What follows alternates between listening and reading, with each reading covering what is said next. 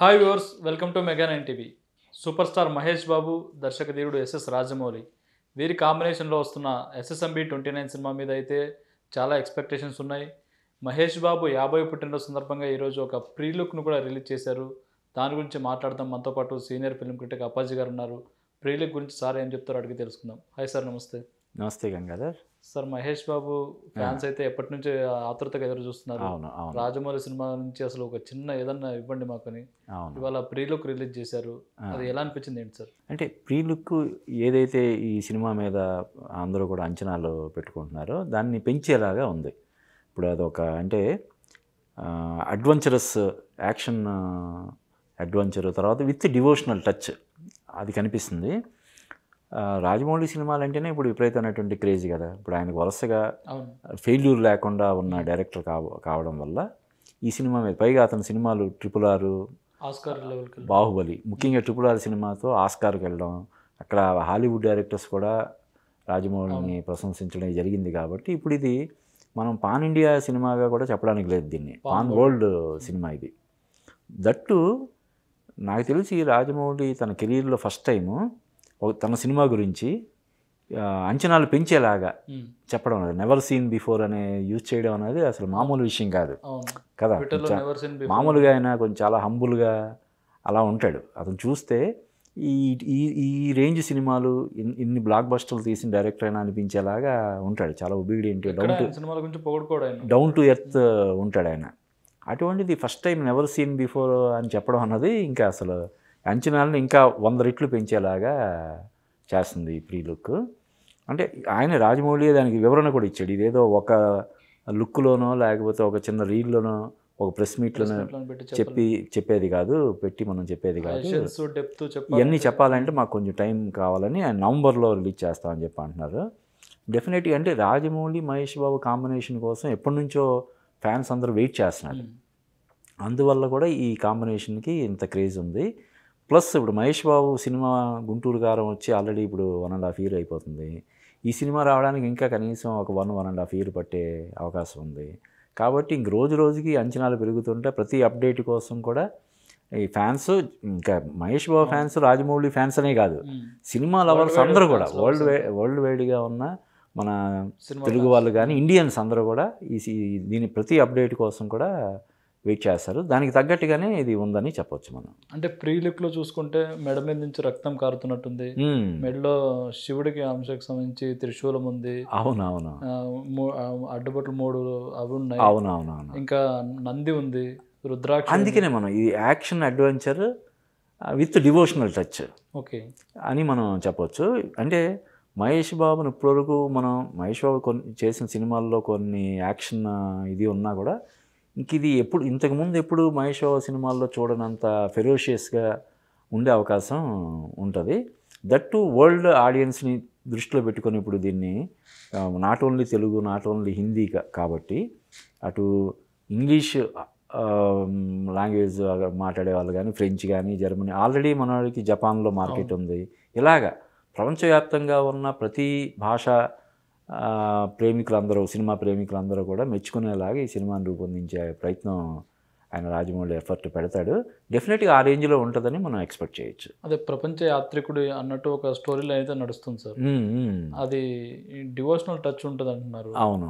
ఇప్పుడు వచ్చిన pre look చూస్తే అంటే రాజమౌళి RRRలో మీరు ఇందాక అన్నట్టు రామ్ చరణ్ని రాముడిగాను, ఎన్టీఆర్ని ఆంజనేయుడిగా అట్లా అన్నారు. అవును. ఇప్పుడు మహేష్ బాబుని ఈశ్వరుడి అంశలాగా అట్లా ఏమన్నా అంటే ఈశ్వరుడి అంశలాగా చూపిస్తారా ఏంటన్నది మనం అప్పుడే చెప్పలేం. కానీ డెఫినెట్గా ఇప్పుడు దాన్ని బట్టి ప్రీ లుక్ని బట్టి ఇది డివోషనల్ టచ్ అనేది ఏదో మామూలు లైట్గా కాకుండా గట్టిగానే ఉంటుందని మనకి తెలుస్తుంది. పైగా ఇప్పుడు ఆ ట్రెండ్కి ఎక్కువ ఆదరణ ఉంది.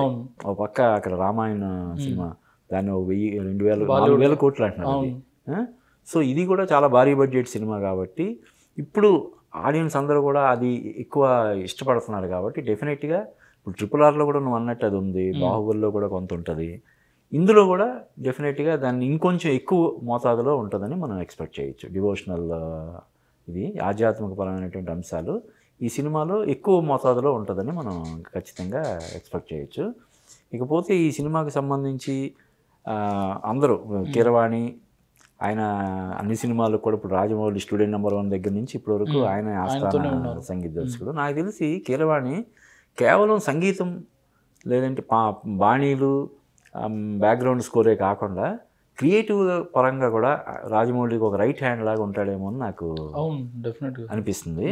సో డెఫినెట్గా ఈ సినిమా ఒక నెక్స్ట్ లెవెల్లో ఉండేలాగా తీర్చిదిద్దడం కోసం వీళ్ళందరూ ప్రాణం పెట్టి పనిచేస్తున్నారని మనం చెప్పొచ్చు. అంటే కేఎల్ నారాయణ గారు 1000 కోట్లతో దాదాపు ఈ సినిమాని ప్రొడ్యూస్ చేస్తున్నట్టు టాక్ వినిపిస్తుంది. ఇందులో రెమ్యునరేషన్స్ ఎలా ఉండొచ్చు? అంటే ఇప్పుడు ఇది 1000 కోట్లు భారీ బడ్జెట్ సినిమా కాబట్టి రెమ్యునరేషన్లు అంటే ముందు ఇన్ని కోట్లు అని రెమ్యునరేషన్ తోటి ఈ సినిమా ఈ ప్రాజెక్ట్ పట్టాలు ఎక్కిందని నేను అనుకోవట్లేదు. రాజమౌళికి కానీ మన మహేష్ బాబు కానీ ప్రాఫిట్ షేరింగ్ ఉంటుందని నేను భావిస్తున్నాను. ఓకే, అంటే టోకెన్ అడ్వాన్స్ లాగా కొంత ఇచ్చి మిగతాది ఎందుకంటే సినిమాకే వందలాది కోట్లు మేకింగ్ గ్రాఫిక్స్ 100 కోట్లు పెట్టాలి కాబట్టి మళ్ళీ వీళ్ళకి రెమ్యునరేషన్ పరంగా 100 కోట్లు 200 కోట్లు ఇస్తే అది మళ్ళీ వడ్డీల రూపంలో అది భారం అయిపోద్ది కాబట్టి ఈ ప్రాఫిట్ షేరింగ్ ఉంటుందని చెప్పి నేను భావిస్తున్నాను. రేపొద్దున అంటే ఈ రెమ్యునరేషన్ పరంగా కాకుండా ప్రాఫిట్ షేరింగ్ ఎక్కువ, ఎందుకంటే రాజమౌళి సినిమాలో హాట్ కేక్ లాగా తర్వాత అయిపోతాయి ఇలాగే తీసుకుంటున్నారు కాబట్టి రెమ్యునరేషన్ పరంగా కాకుండా ప్రాఫిట్ షేరింగ్ ఉంటుందని మనం చెప్పొచ్చు. ఓకే, మహేష్ బాబుకి 150 కోట్లు 200 దాకా ఆయనకే ఉంటుందని అంటున్నారు. అంటే నిజంగా రెమ్యునరేషనే, ప్రాఫిట్ షేరింగ్తో సంబంధం లేకుండా రెమ్యునరేషనే అంటే డెఫినెట్గా ఆయన 200 కోట్లనే తీసుకోవాలి. 200 కోట్లు తీసుకున్నా కూడా తక్కువే, ఎందుకంటే ఆల్రెడీ 1.5 year అయిపోతుంది. నెక్స్ట్ రావడానికి ఇంకో 1.5 year వేసుకో.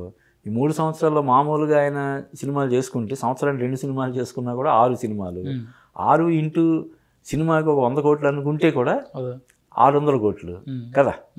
కాబట్టి ఈ సినిమాకి మరి 200 కోట్లైనా 300 కోట్లైనా తక్కువే కాబట్టి అందుకే ప్రాఫిట్ షేరింగ్. ఇది ఉదాహరణకు 1000 కోట్ల బడ్జెట్ అనుకో, రేపొద్దున ఈ సినిమాకి 5,000 కోట్ల బిజినెస్ అవ్వచ్చు, 10,000 కోట్లు కూడా అవ్వచ్చు, 10,000 కోట్ల బిజినెస్ కూడా అవ్వచ్చు. చాలా దేశాల్లో ఇది రిలీజ్ అవుద్ది కాబట్టి 10,000 కోట్లు వచ్చిందనుకో, దీనికైనా 1000 కోట్లు బడ్జెట్ పక్కన పెట్టేసి మిగతా 9,000 కోట్లు వీళ్ళు షేర్ చేసుకుంటే ఎంత వస్తుందో వాళ్ళకి కదా, ఓవర్ 1000 కోట్ల పైన వచ్చే అవకాశం ఉంటుంది.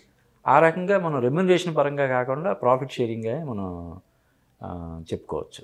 మహేష్ బాబు గుంటూరు కారం తర్వాత వస్తున్న సినిమా అంటే ఆయన ఇప్పటివరకు పాన్ ఇండియా సినిమా కూడా చేయలేదు, ఒకేసారి పాన్ వరల్డ్కి వెళ్తున్నారు.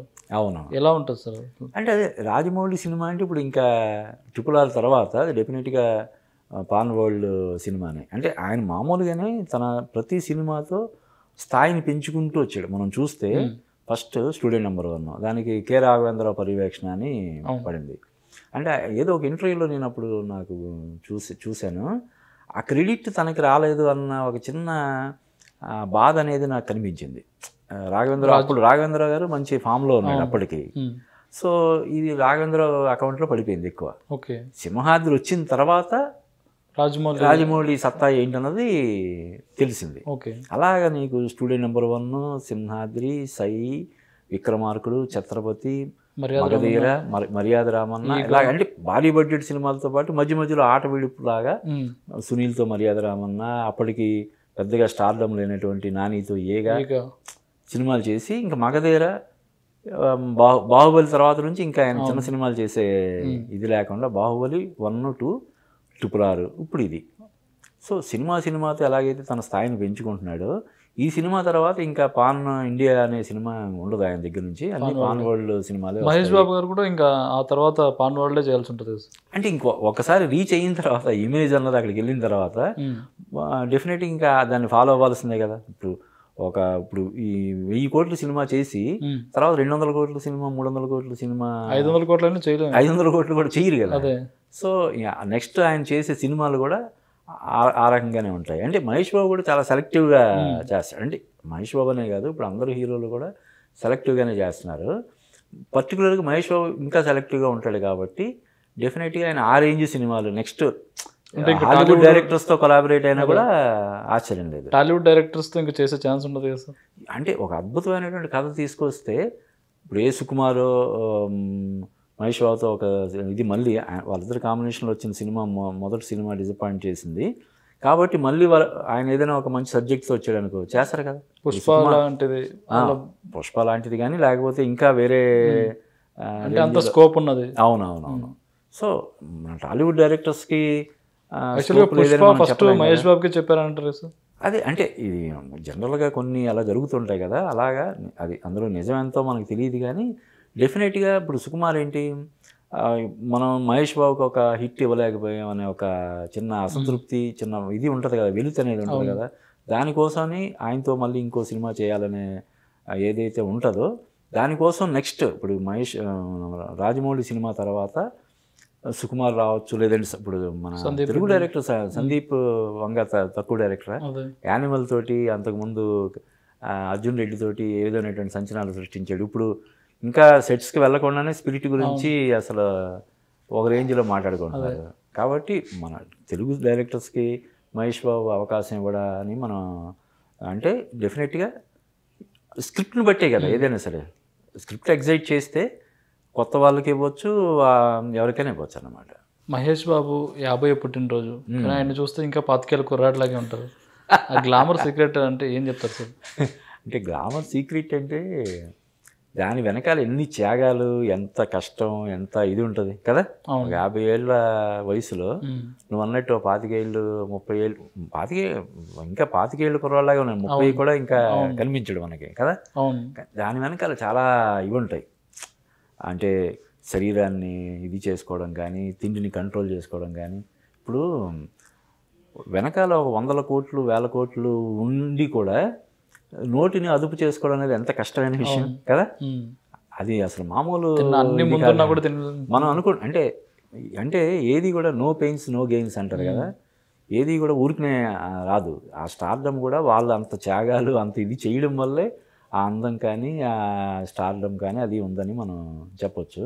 డెఫినెట్గా మహేష్ బాబు కెరీర్ని డిజైన్ చేయడం వెనక ఎలాగైతే తన లైఫ్ పార్ట్నర్ నమ్రత ఇది ఉందో, ఆయన ఈ ఇంత హ్యాండ్సమ్ పర్సనాలిటీ ఇప్పటికి కూడా అలాగే 25 ఏళ్ల కుర్రాళ్ళలాగా ఉండడం వెనకాల మహేష్ బాబు త్యాగంతో పాటు ఈమె ఇది కూడా ఉంటుంది. డెఫినెట్గా నమ్రత శిరోద్కర్ తన ఇది కూడా ఉంటుందని మనం చెప్పొచ్చు. ఈ సినిమా వస్తే మహేష్ బాబు ఫ్యాన్స్కి అసలు ఎలాంటి ఎక్స్పెక్టేషన్స్ ఉంటాయి, ఎలాంటి ఇది ఉంటుంది? అంటే అదే ఒక పండగలాగా ఉంటుంది. అంటే ఇన్ని సంవత్సరాలు మహేష్ బాబు నుంచి సినిమా రాలేదనే ఒక చిన్న అసంతృప్తి ఏదైతే ఉంటుందో అదంతా పటాపంచలు అయ్యేలాగా ఉంటుంది. లక్కీలీ ఏంటంటే మహేష్ బాబు చాలా ప్రోడక్ట్స్కి బ్రాండ్ అంబాసిడర్ కూడా ఉన్నాడు కాబట్టి అవి ఎప్పుడు కనబడుతూనే ఉంటాయి కదా. అవి ఇంకోటి ఆయన సినిమాలు రిలీజ్ చేసుకుని తర్వాత ఇప్పుడు కొత్తగా ఈ ట్రెండ్ ఒకటి స్టార్ట్ అయింది. ఇప్పుడు అతడు మహేష్ బాబు బర్త్డే కానుకలాగా అతడు సినిమా, తర్వాత మళ్ళీ శ్రీమంతుడు సినిమా అంటున్నారు, మొన్న కలేజా. సో ఈ పాత సినిమాలు చూసుకుంటూ వాళ్ళు ఎలాగో మళ్ళీ మళ్ళీ చూసుకుంటూ హ్యాపీగా ఉంటారు. ఈ సినిమా అంటే ప్రతి ఒక్కరు కోరుకునే ఇది కదా. రాజమౌళి కాంబినేషన్లో సినిమా అనేది ప్రతి పెద్ద హీరో కూడా ఆయన కాంబినేషన్లో చేయాలని కోరుకునే రేంజ్లో ఇప్పుడు ఉన్నాడు. యాక్చువల్గా ఎప్పటి నుంచో ఉంది ఇది. మనం కూడా చూసాం వాళ్ళిద్దరి మధ్య మీటింగ్స్ జరగడం, కొన్ని ఈ RRR సినిమా ముందు కూడా వాళ్ళిద్దరి మధ్య చర్చ జరగడం, కలుసుకోవడం ఇటువంటి జరిగినాయి. కానీ మెటీరియలైజ్ అవ్వలేదు. ఈ సినిమా ముందు నుంచి ప్లాన్ చేసుకున్నాం. ఎందుకంటే రాజమౌళితో సినిమా చేస్తుంటే ఇంక వేరే సినిమా చేయకూడదు కదా. ఆయన ఎలాగూ చేయడు రాజమౌళి, ఆయన సినిమాల్లో చేసే హీరోలు కూడా చేయకూడదు, అలాగా ఉంటుంది కదా. కాబట్టి ఇది ఒక 3-4 ఏళ్ళ ప్రాసెస్ కదా. ఒక హీరో 3-4 సంవత్సరాలు వేరే సినిమా చేయకుండా ఒక సినిమా కోసం డెడికేటెడ్గా ఉండిపోవాలంటే మరి దాని వెనకాల చాలా పెద్ద ప్లానింగ్ ఉండాలి కదా. ఆ విధంగా ఇది ఈ మెటీరియలైజ్ అవ్వడానికి, కార్యరూపం దాల్చడానికి ఇంత టైం పట్టిందని మనం చెప్పొచ్చు అన్నమాట. ఫస్ట్ టైం రాజమౌళి సినిమాల నుంచి సినిమాటోగ్రాఫర్ తప్పుకోవడం, వేరే కొత్త వాళ్ళని తీసుకోవడం, అది మరి ఈ సినిమాకి ఎలా ఉండొచ్చు? అది అంటే అంటే ఇది రాజమౌళి మాత్రమే ఒక సినిమాటోగ్రాఫర్ని అన్ని సినిమాలకి ఎక్కువగా నాకు తెలిసి సై నుంచి లాస్ట్ సెంథిల్ మొన్న RRR వరకు, మగధీర కానీ అంతకుముందు యమదొంగ, ఛత్రపతి, RRR అన్ని సినిమాలకి అంటే ఒకే సినిమాటోగ్రాఫర్తో చేయడం వల్ల ఆ వేవ్ లెంగ్త్ కానీ ఏం కోరుకుంటున్నాడు రాజమౌళి తన నుంచి అనేది గ్రహించగలుగుతాడు. అయితే ఈ సినిమాకి సంబంధించి ఎప్పటి నుంచో ప్రీ ప్రొడక్షన్ వర్క్ అది జరుగుతుంది కాబట్టి దాని ఇంపాక్ట్ పెద్దగా ఉండకపోవచ్చు. అయితే ఏంటంటే మరి రాజమౌళి అయితే తన సినిమా కోసం 3 సంవత్సరాలు 4 సంవత్సరాలు ఉండిపోతాడు. ఒక సినిమాటోగ్రాఫర్ మరి అవును అన్ని సంవత్సరాలు అదే సినిమా మీద ఉండాలంటే అతను కూడా కొంచెం ఇదే కదా. అవును అంటే యాక్చువల్గా తను కూడా మధ్య మధ్యలో 2-3 సినిమాలు చేశాడు. వేరే సినిమాలు చేస్తుంది. వేరే సినిమాలు అంటే ఈ సినిమా గ్యాప్ వచ్చినప్పుడు సరే ఈ సినిమా చేసుకుంటానంటే అన్నట్టు మధ్యలో 2-3 సినిమాలు చేశాడు. రీసెంట్గా వచ్చిన జూనియర్ సినిమా కూడా అతను చేశాడు. కాబట్టి అది మరీ ప్రత్యేకమైనటువంటి దీనిలాగా మనం చూడాల్సిన అవసరం లేదు. ఇంకా కీరవాణి అంటే వాళ్ళిద్దరూ అనుబంధం అన్నదమ్ములే కాబట్టి ఇంకా అది కొనసాగుతుంది. సంగీత దర్శకుడు అన్నది రాజమౌళి సినిమాలకి కొనసాగడం, కీరవాణి అది కొనసాగుతుంది. ఇది సినిమాటోగ్రాఫర్ ఇప్పుడు నువ్వు అన్నట్టు ఫస్ట్ టైం చాలా సినిమాల తర్వాత కెరీర్ బిగినింగ్లో చేసిన సినిమాలను మినహాయిస్తే దాదాపుగా రాజమౌళి సినిమాలు అన్నిటికి కూడా సెంతిలే సినిమాటోగ్రాఫర్గా చేశాడు. అంటే రాజమౌళి సినిమాల ఇప్పుడు ఈ సంచలన విజయాల్లో సినిమాటోగ్రాఫర్గా సెంతిల్ పాత్ర కూడా చాలా ఉందని మనం చెప్పొచ్చు. అంతే కదా, ఒక సినిమాకి సంబంధించి డైరెక్టర్ తర్వాత దాన్ని ఇది చేసే వీళ్ళలో అంటే ఒక సినిమాటోగ్రాఫర్ని ఒక వైస్ కెప్టెన్ లాగా మనం చెప్పొచ్చు కదా. ఆ విధంగా రాజమౌళి సినిమాలు అన్ని విజయాల్లో కీలక పాత్ర పోషించినటువంటి సెంతిల్ ఈ సినిమాకి లేకపోవడం అనేది ఒక చిన్న ఇదిగానే మనం చెప్పచ్చు. కానీ దానివల్ల ఈ సినిమాకి ఏమైనా ఎఫెక్ట్ ఉంటుందేమో మనం అంటే సెంతిల్కి సరి సమానమైన స్థాయిలో ప్రతిభ కలిగినటువంటి వాళ్ళతోటి ఆయన వర్క్ చేయించుకుంటాడు కాబట్టి ప్రీ ప్రొడక్షన్ అంతా ఉంటుంది కాబట్టి ఆ పరంగా సినిమాటోగ్రఫీ పరంగా ఇబ్బంది ఉంటుందని నేను అనుకోవట్లేదు. పృథ్వీరాజ్ సుకుమారను ఇంకా ప్రియాంక చోప్రా వీళ్ళిద్దరు అయితే కన్ఫర్మ్ అయ్యారు. ఇంకా ఎవరెవరు ఉండొచ్చు అని అనుకోవచ్చు. అంటే ఇంకా చాలా రోజులు ఉంది కాబట్టి బాలీవుడ్ నుంచి కానీ ఉంటారు డెఫినెట్గా. ఎందుకంటే స్పెషల్ అపియరెన్స్ గెస్ట్ RRR సినిమాలో కూడా అలాగా ఆయన జాగ్రత్తగా అజయ్ దేవగన్ను తీసుకురావడం, ఆలియా భట్ని హీరోయిన్గా తీసుకోవడం ఎలాగైతే జరిగిందో ఇది already Priyanka Chopra not only Bollywood, ఆమె హాలీవుడ్లో కూడా ఫేమస్ కాబట్టి ఆమె చాలా భారీ పారితోషికం కూడా ఇస్తున్నారని మనకు తెలుస్తుంది. ప్రియాంక చోప్రాని ఆల్రెడీ తీసుకున్నారు. మన సౌత్ నుంచి ఇప్పుడు మన పృథ్వీరాజ్ సుకుమార్ అని ఉన్నాడు. నాకు తెలిసి తమిళనాడు నుంచి కూడా ఎవరో ఒకరు ఉంటారు. ఇప్పుడు ఇది ఒక ట్రెండ్లా నడుస్తుంది కదా. అదే ఇప్పుడు మన కూలీ సినిమా చూసుకున్నా, నాగార్జున, ఇప్పుడు వార్ 2 చూసుకున్నా కదా, అవును, నెక్స్ట్ జైలర్ 2 రజనీకాంత్ జైలర్ 2 చూసుకున్నా, ఇలా ఇది ఒక ట్రెండ్లా నడుస్తుంది ఇప్పుడు. ఇది అంతకుముందు హాలీవుడ్లో కూడా అలాగా కొంతమంది సూపర్ స్టార్స్ కలిసి సినిమా చేయడం అనేది ఉండేది. ఇప్పుడు బాలీవుడ్లో కూడా అలాగా మల్టీ స్టారర్స్ ఎక్కువ వచ్చేవి. ఇప్పుడు మన అన్ని చోట్ల కూడా పాన్ ఇండియా లేదంటే పాన్ వరల్డ్ సినిమాలు అన్నీ కూడా మల్టీ స్టారర్ సినిమాల్లాగే ఉంటున్నాయి కాబట్టి డెఫినెట్గా తమిళ నుంచి హిందీ నుంచి కూడా ఇంకొంతమంది సీనియర్ స్టార్స్ ఉండే అవకాశం ఉందని మనం చెప్పొచ్చు. ఈ సినిమా రిలీజ్ అయితే అవతార్ని మర్చిపోయే ఛాన్స్ కూడా ఉంటుందని అంటున్నారు. చెప్పలేము, అంటే స్కై ఈజ్ ది లిమిట్. ఇప్పుడు రాజమౌళి స్వయంగా నెవర్ సీన్ బిఫోర్ అన్నాడంటే అది మామూలు ఏదో ఈ సినిమా దీనికోసం చెప్పిన ఇది కాదు కదా. ఆయన ఎప్పుడు అలా చెప్పలేదు. అంటే ఆ స్క్రిప్ట్లో అంత ఇది ఆయన కనిపించి ఉండొచ్చు. అంటే ప్రపంచవ్యాప్తంగా ఒక సంచలనం సృష్టించేంత డెప్త్ ఆ స్క్రిప్ట్లో ఆయనకి కనిపించి ఉండాలి. ఎందుకంటే ఆయన విజువలైజ్ చేసుకున్నప్పుడు ఆయనకి తెలుస్తుంది కదా ఎలా ఉండబోతుందో పెద్ద తెర మీద చూసినప్పుడు అనేది. డెఫినెట్గా అలా ఉండాలని కూడా మనం కోరుకోవాలి. ఒక భారతీయ సినిమా ఎలాగైతే మనం ఒక తెలుగు సినిమా దేశవ్యాప్తంగా సంచలనం సృష్టించిందో అలాగే ఇప్పుడు మన తెలుగు సినిమా ప్రపంచవ్యాప్తంగా సంచలనం సృష్టించాలనే ఒక ఏదైతే మనకి ఒక డ్రీమ్ ఉంటుందో ఆ డ్రీమ్ ఈ సినిమాతో నెరవేరుతుంది, ఆ కళ ఈ సినిమాతో నెరవేరుతుంది అని చెప్పి మనం ఖచ్చితంగా ఎక్స్పెక్ట్ చేయొచ్చు. ఓకే, నవంబర్లో ఏం రావచ్చు సార్ సినిమా నుంచి? అదే ఈ సినిమాకి సంబంధించి అంటే రాజమౌళి ఎప్పుడు కూడా నాకు తెలిసి ఏగా సినిమా టైం నుంచి లేదంటే అంతకుముందు నుంచి కూడా ముందే తను ఏం తీయబోతున్నాను ఏంటన్నది చెప్పడం ప్రెస్ మీట్ పెట్టి మరి దాదాపుగా 2-3 గంటలు ఆ సినిమా గురించి మొత్తం కథ ఎలా ఉండబోతుంది ఏంటి ఇవన్నీ ఆయన మీడియాతో పంచుకోవడం అదంతా వైరల్ అవ్వడం మనం చూస్తున్నాము. ఈ సినిమాకే ఇప్పటివరకు ఏం మాట్లాడలేదు. అంటే అది ఒకసారి ఓపెన్ అయితే ఇది ఇండియన్ మార్కెట్ను దృష్టిలో పెట్టుకుని తీస్తున్న సినిమానే కాదు కాబట్టి, అంటే వరల్డ్ మార్కెట్ని దృష్టిలో పెట్టుకుని తీస్తున్న సినిమా కాబట్టి ఆయన సినిమాకి సంబంధించి వాళ్ళు ఏదైతే రిలీజ్ చేయాలనుకుంటున్నారో అది మొత్తం చాలా ఇంపాక్ట్ ఉండాలి.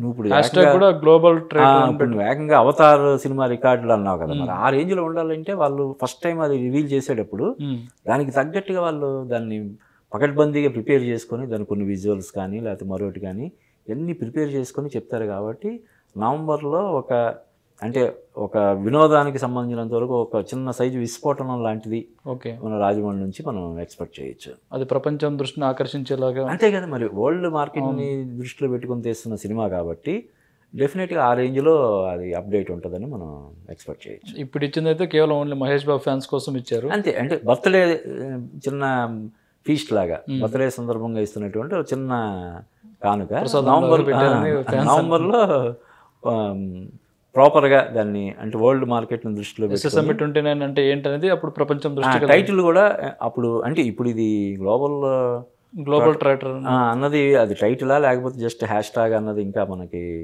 క్లారిటీ లేదు కాబట్టి టైటిల్ అయ్యి ఉండదు, అది చూడాలి. హ్యాష్ ట్యాగ్ పెట్టారంటే టైటిల్ కూడా అందులోనే ఉండొచ్చు అని కూడా, ఎందుకంటే గ్లోబల్ రేంజ్ సినిమా కాబట్టి గ్లోబల్ అని వచ్చేలాగా పెట్టారేమో అన్నట్టు కూడా అంటున్నారు.